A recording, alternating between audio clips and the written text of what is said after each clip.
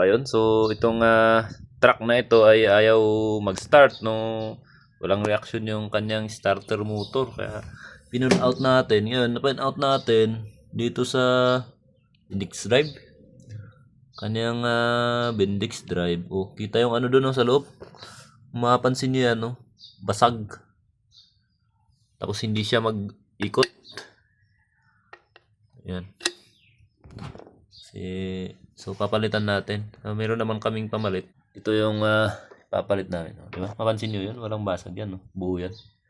And ayan, umiikot yan.